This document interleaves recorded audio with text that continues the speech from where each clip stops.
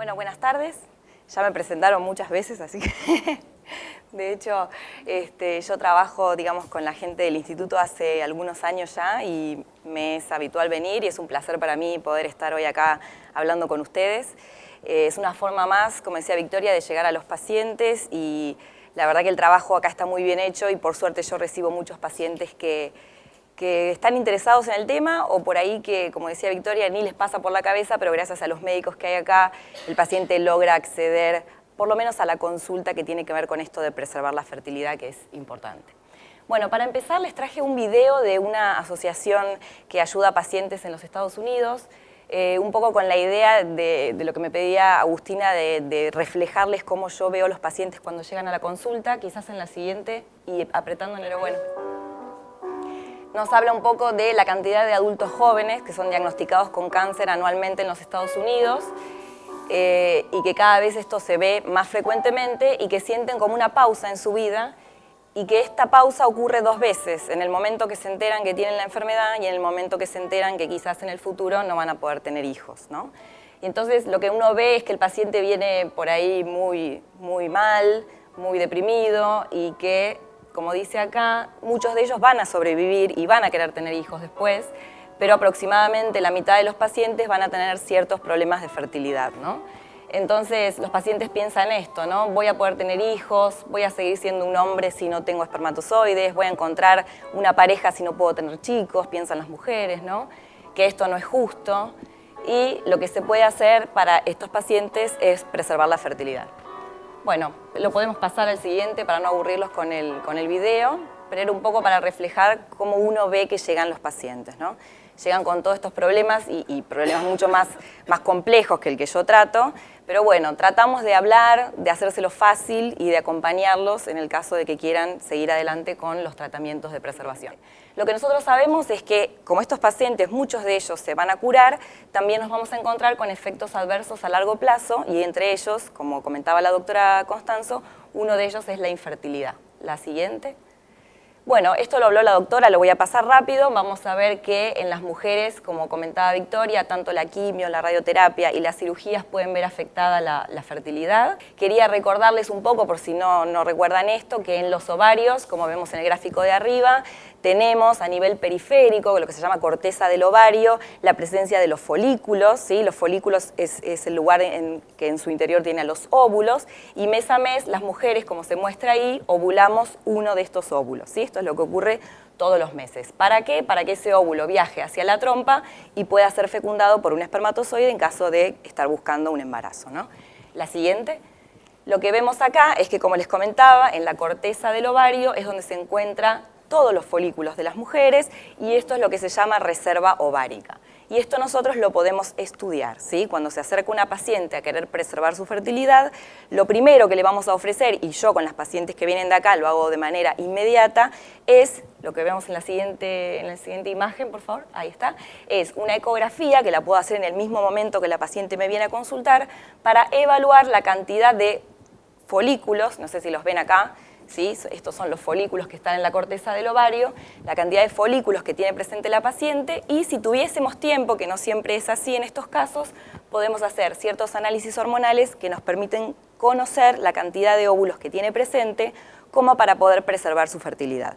Todo esto tiene que ver también con la edad de las pacientes, ¿no? Hay cierta edad, como comentaba Victoria, en la que la cantidad de óvulos que tenemos las mujeres va disminuyendo, entonces con esto lo que les quiero decir es que no todas las pacientes van a poder preservar fertilidad, ¿sí? Vamos a tener que tener en cuenta la edad en la que nos consulta y la reserva ovárica que tiene la paciente.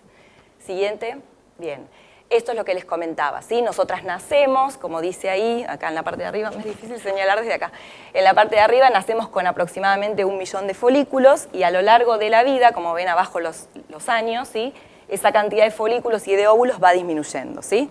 Lo que puede generar un tratamiento contra el cáncer, en la siguiente imagen lo vamos a ver, es, ahí está, que por efecto, no todas las quimioterapias, como comentaba la doctora, y no toda la radiación, sino aquella que se dirige específicamente a los ovarios, puede hacer que esta cantidad de óvulos que tenía que disminuir paulatinamente hasta la menopausia, cerca de los 50 años, se vea disminuida en forma drástica o en forma más abrupta por acción del tratamiento que impacta sobre esos folículos que están en el ovario, ¿sí?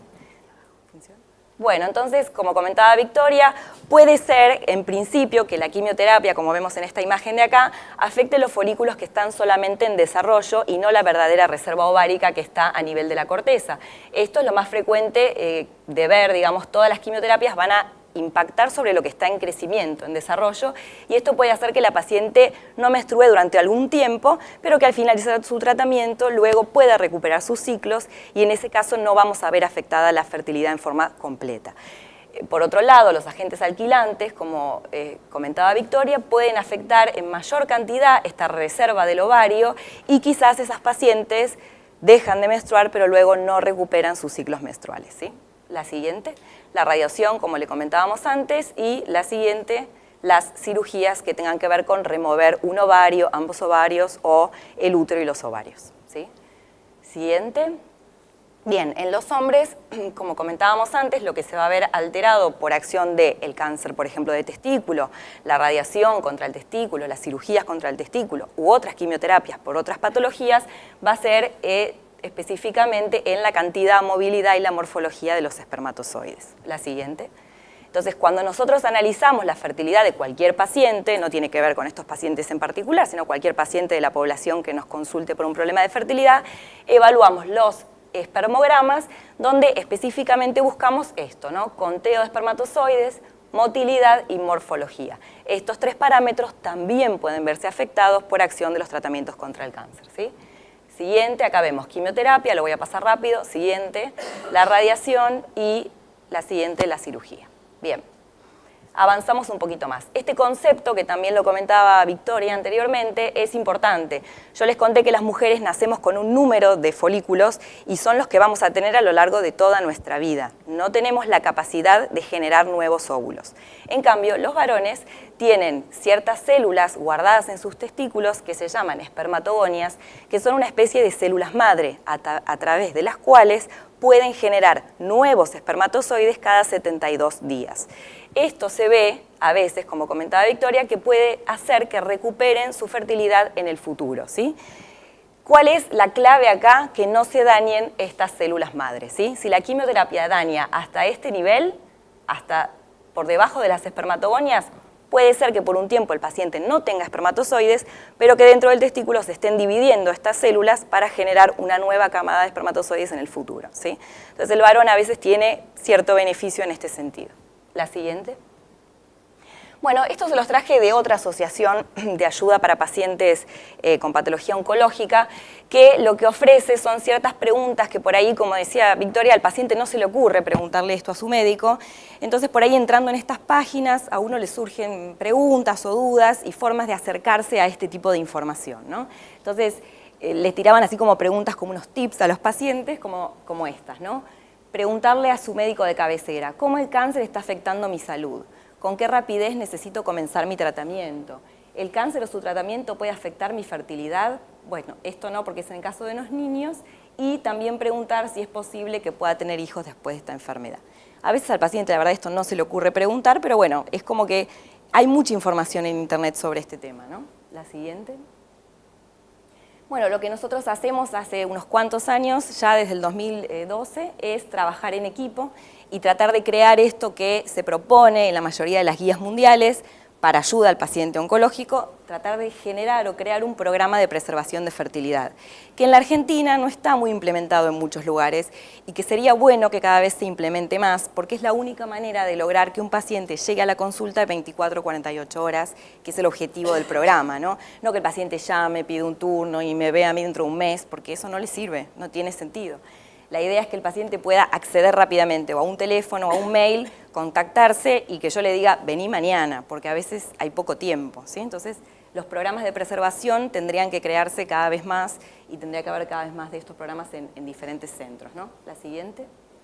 Porque existe esta especialidad, si bien en nuestro país no hay mucha gente que lo haga, pero bueno, cada vez en cada centro uno va encontrando gente que se interesa, existe esta subespecialidad de la medicina reproductiva que se llama oncofertilidad, que es un poco lo que yo hago, que es tratar de desarrollar medidas de prevención y protección contra el impacto del cáncer y los tratamientos en la fertilidad. La siguiente.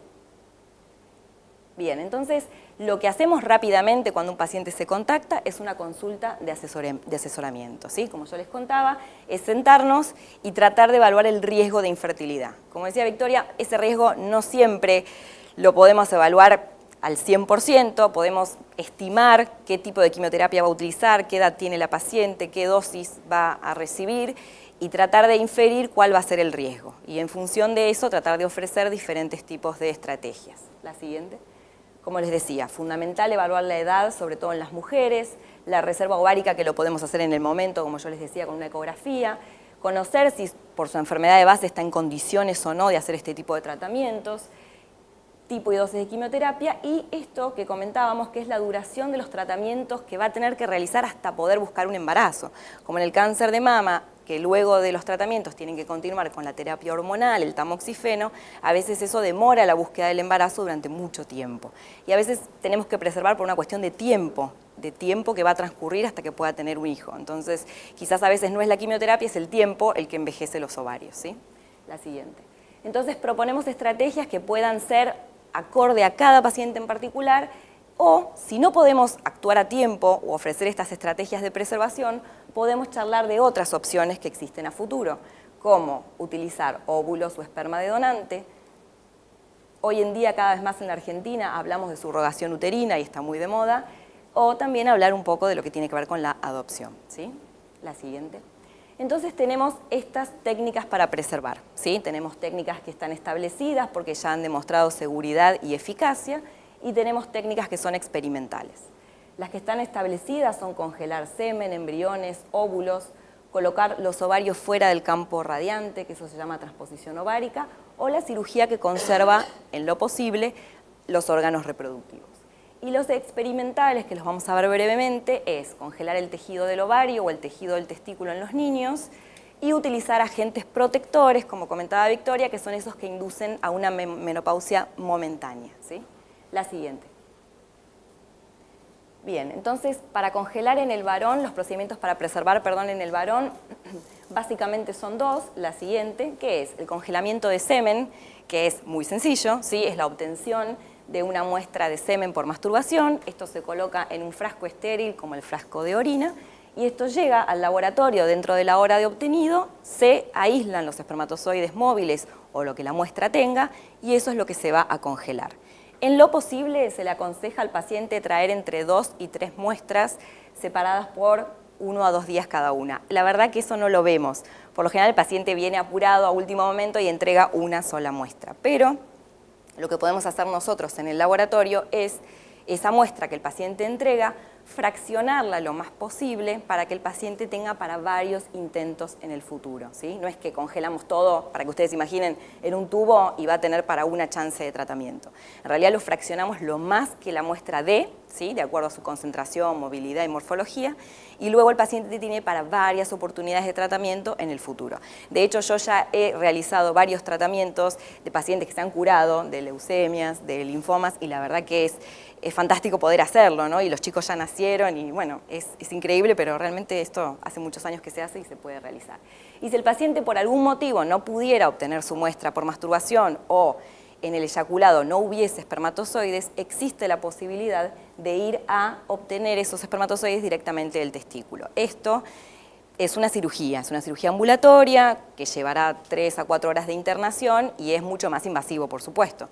La verdad es que desde que yo trabajo en el centro de fertilidad, que es hace más de 10 años, no he visto que hayamos congelado tejido testicular en pacientes oncológicos. Más que nada recurrimos a la muestra de semen cuando se puede. La siguiente. Bien, en la mujer lo que más realizamos hoy en día es el congelamiento de los ovocitos, ¿sí? La vitrificación de los óvulos. Esto requiere una estimulación hormonal que lleva aproximadamente 10 días. La tasa de sobrevida, que es algo que preguntan mucho los pacientes, les traje los datos que más me preguntan los pacientes, ¿no? Esto me va a servir cuando se descongelan, ¿qué les va a pasar a estos óvulos? Bueno, la tasa de sobrevida en buenos laboratorios y en buenas manos es de aproximadamente un 90% de los óvulos que guardamos. y la tasa de embarazo en pacientes jóvenes es similar a que si el óvulo no se hubiese congelado hoy en día, ¿sí? La técnica mejoró mucho. Y acá viene el tema que es muy discutido en las sociedades científicas sobre la edad límite para congelar óvulos, ¿sí? Ya sea la paciente que tiene un problema oncológico o la paciente que consulta porque no tiene pareja y no ha decidido tener hijos, es cierto que el óvulo a lo largo de la vida va acumulando daño, más que nada en su genética. Entonces, se trata de poner un límite. ¿Son los 38, son los 39, son los 40 años? Lo cierto es que uno después de los 40 años trata de no congelar los óvulos, ¿sí? Porque el óvulo ya trae un daño acumulado y someterlo a este proceso de congelar y descongelar puede incrementar un poco más el daño que tiene el ovocito. Pero como les digo, no se ponen de acuerdo las sociedades científicas. En cuanto a las pacientes que consultan de acá o las pacientes con patología oncológica, ponemos como límite los 40 años, por lo menos en el centro donde yo trabajo, ¿sí? La siguiente. Esta técnica de congelar embriones fue la primera que se utilizó, ¿sí? Hoy en día, como el congelamiento del óvulo mejoró muchísimo, ya no se ofrece tanto el hecho de congelar embriones en sí. Pero bueno, es similar, ¿no? Primero, para generar un embrión en el laboratorio, primero hay que obtener un ovocito, así que termina siendo el inicio similar al anterior. Estimulación hormonal, tenemos que usar el semen de la pareja o el semen de banco de donante, y tiene una tasa de éxito muy buena, ¿sí? Como es una técnica mucho más antigua que la vitrificación de óvulos, está más puesta a punto, más puesta en práctica y tiene una tasa de embarazo excelente. Y es un dilema ético que hacemos después con estos embriones. Por ejemplo, la paciente no sobrevive a la enfermedad, o la paciente se separa de su pareja, o la paciente no tiene autorizado el embarazo y el embrión queda guardado en el centro, ¿no? Entonces es mucho más sencillo trabajar o con ovocitos o con espermatozoides que con embriones, que todavía no hay una ley o algo bien claro que diga, bueno, a ver, esto se puede descartar, no se puede descartar, ¿de quién es este embrión? ¿De la mujer, del hombre? ¿Qué hacemos? Bueno, es un dilema ético.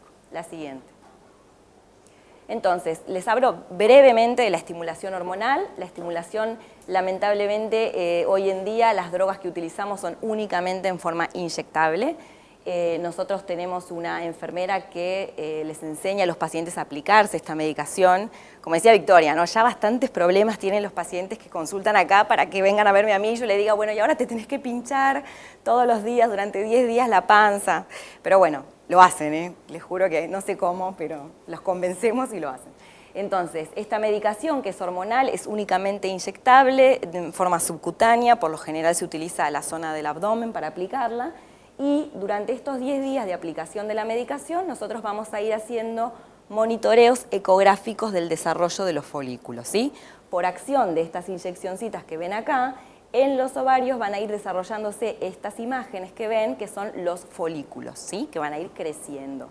Adentro de cada folículo está también madurando un ovocito, pero eso no se ve porque es microscópico, ¿está bien?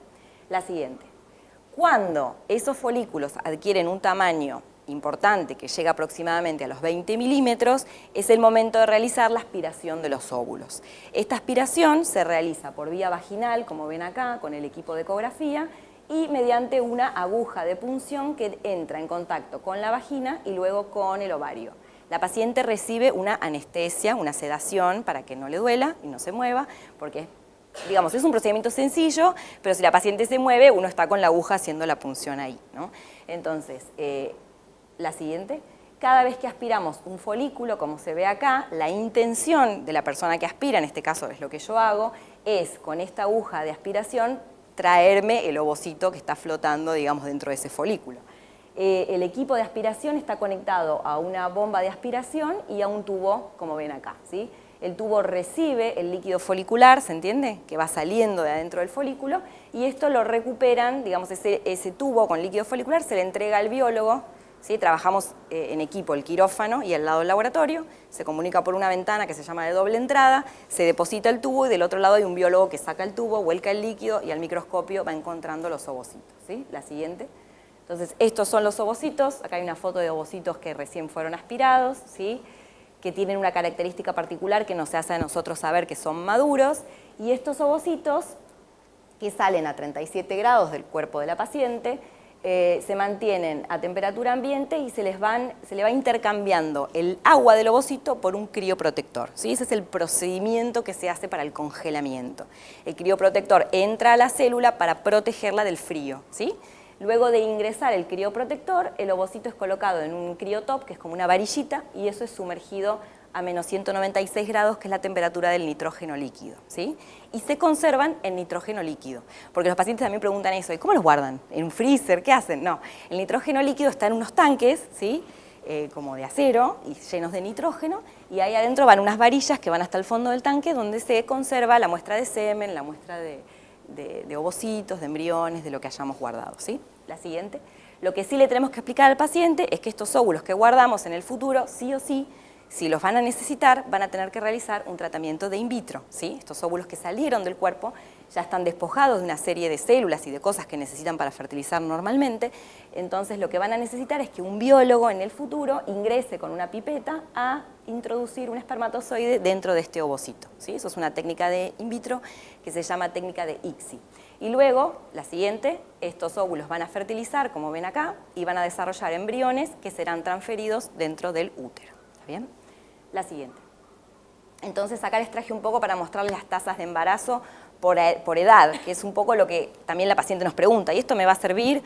¿Qué tasa de embarazo? No sé si lo preguntan así, pero ¿cómo voy a hacer para embarazarme en el futuro? ¿Qué esto me va a funcionar? Entonces, de acuerdo a la edad en la que congelamos los óvulos, existen estadísticas que nos cuentan cuál es la tasa de embarazo que tienen las pacientes o la tasa de nacido vivo, como se expresa en este gráfico. La siguiente.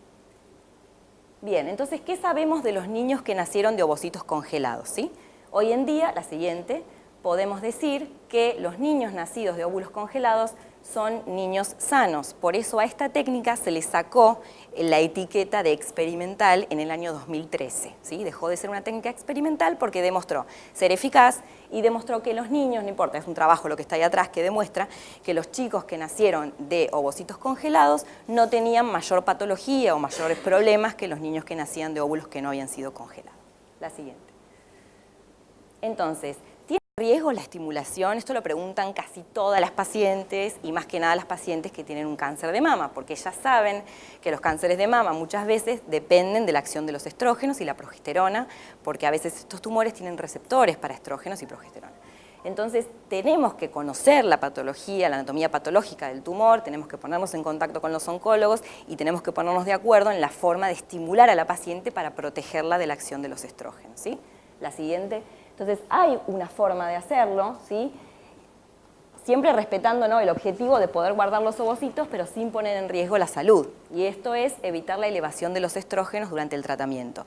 Estos tratamientos realmente elevan bastante la cantidad de estrógenos en forma, digamos, convencional. Entonces, en la paciente con un tumor de mama con receptores positivos, nosotros utilizamos, la siguiente, una medicación especial que también la utilizan los oncólogos en otras oportunidades, que se llama letrozole, que nos permite a nosotros estimular y esta medicación frena una enzima que es la que fabrica el estrógeno, por así decirlo, ¿sí? Entonces el folículo se desarrolla igual, el óvulo lo conseguimos igual, pero engañamos un poco al sistema y evitamos que los estrógenos aumenten mucho en la sangre, ¿sí? La siguiente.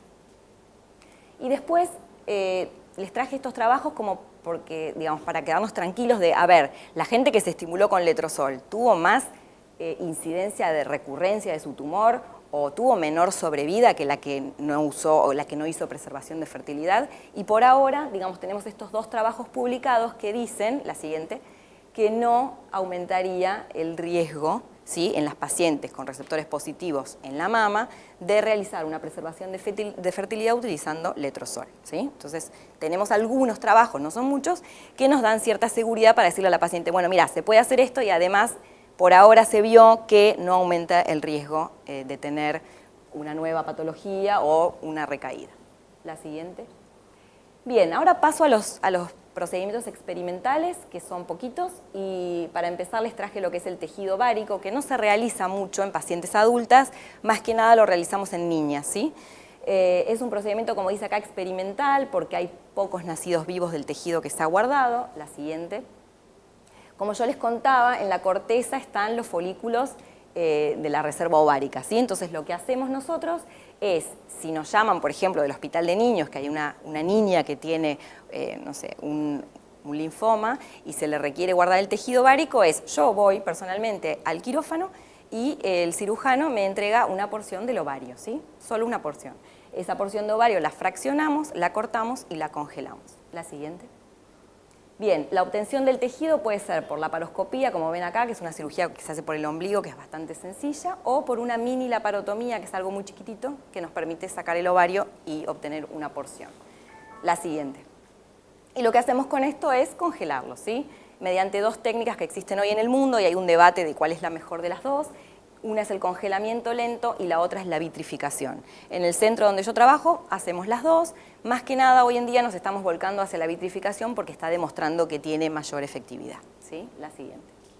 ¿Para qué guardamos el tejido ovárico? En principio lo que se hace con el tejido guardado en el futuro, lo que se está haciendo en el mundo es el trasplante del tejido para que la paciente con ese tejido que se descongela y se vuelve a colocar recupere la capacidad de volver a generar óvulos, ¿sí? Y con esos óvulos se han publicado embarazos que fueron espontáneos a través de óvulos que se ovularon y llegaron a la trompa, y se han reportado embarazos que fueron a través de técnicas de in vitro, ¿sí? Pero trasplantar un tejido ovárico de una paciente que tuvo un tumor tiene sus riesgos, ¿sí? Porque el riesgo, como dice acá, es el de volver a colocar células malignas que vengan en ese tejido. Entonces es un tema bastante discutido. Otra posibilidad que está muy en investigación, que no se hace todavía, es tratar de sacar, digamos, o de obtener del tejido ovárico, madurar in vitro folículos y de ahí sacar ovocitos. Eso sería ideal, porque no vuelvo a colocar el tejido que saqué de una paciente oncológica dentro del organismo de la paciente. Simplemente del tejido sería posible obtener ovocitos, ¿se entiende? Pero es muy experimental todavía. La siguiente. Estamos hablando de niños, perdón, Sí. ¿De qué edad más o menos? Porque Se sugiere en pacientes prepúberes, porque todavía como no iniciaron sus ciclos menstruales es imposible estimular la ovulación y obtener ovocitos, pero también a veces no son prepúberes, son muy chiquitas, por ahí sí menstruaron pero tienen 12, 13, 14, 15, te diría hasta 18, y por ahí o no iniciaron relaciones, porque uno tiene que estar con la ecografía transvaginal, pinchándole la panza, o sea, es muy difícil en los chicos hacer todo esto. En cambio, lo que hacemos es, a veces les tienen que poner un catéter para pasar la quimioterapia, entonces con esa anestesia se les sugiere a los padres que hagan esto, entonces en ese mismo acto quirúrgico de colocación del catéter, el cirujano entra por el ombligo con la laparoscopía, busca el ovario, obtiene un pedacito, me lo entrega, yo lo guardo. Por ahora lo que hacemos nosotros es, por ejemplo, con el Hospital Gutiérrez tenemos un convenio, lo hacemos en forma gratuita para que las chicas puedan acceder a esto.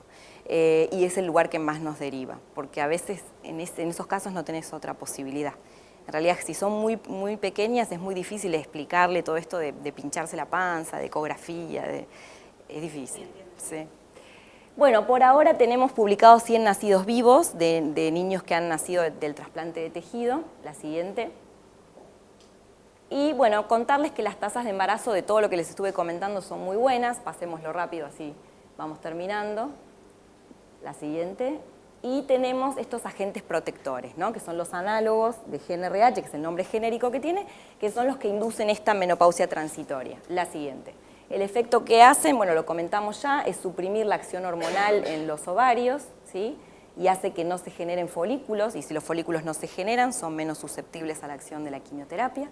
También hay teorías que dicen que disminuye la irrigación del útero y el ovario y llega menos la quimioterapia hacia ese lugar, que aumentan unas sustancias dentro del ovario que protegen a los folículos y que protegería a las células madre del ovario, lo puse entre comillas porque eso no está muy demostrado todavía. Pero bueno, como que tienen varios beneficios, hay trabajos que demostraron que esto es así y trabajos que todavía no logran demostrarlo. Por eso todavía se considera algo experimental, pero realmente es algo muy útil, porque cuando no nos queda otra posibilidad, no tenemos tiempo para preservar, esto es una aplicación intramuscular en la cola mensual y se terminó.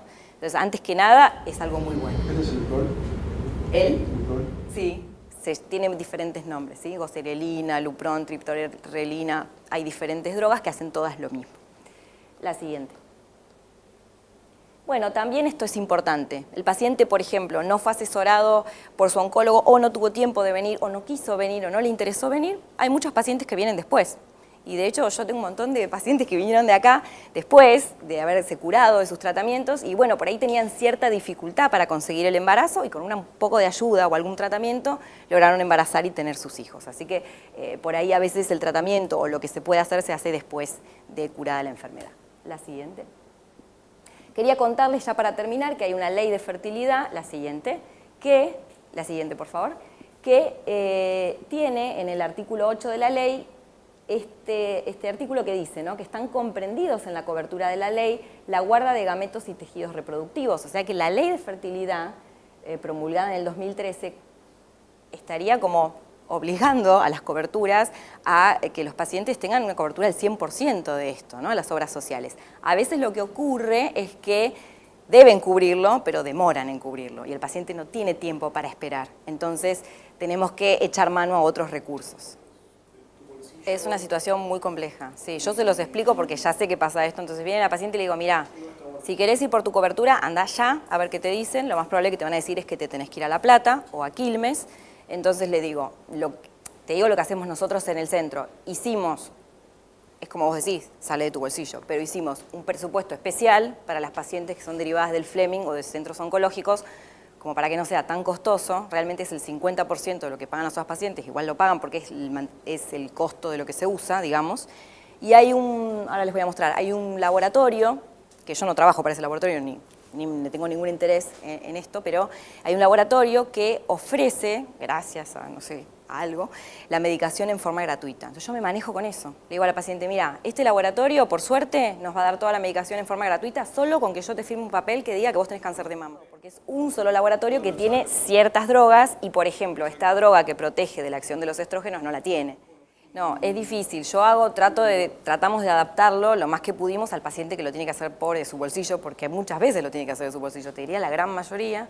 Entonces adaptamos el presupuesto, conseguimos la medicación, la mayoría se consigue en forma gratuita y yo el primer día le digo, el día que viene le digo, mira, esta medicación que te protege la acción del estrógeno no te la van a dar porque el laboratorio no la fabrica.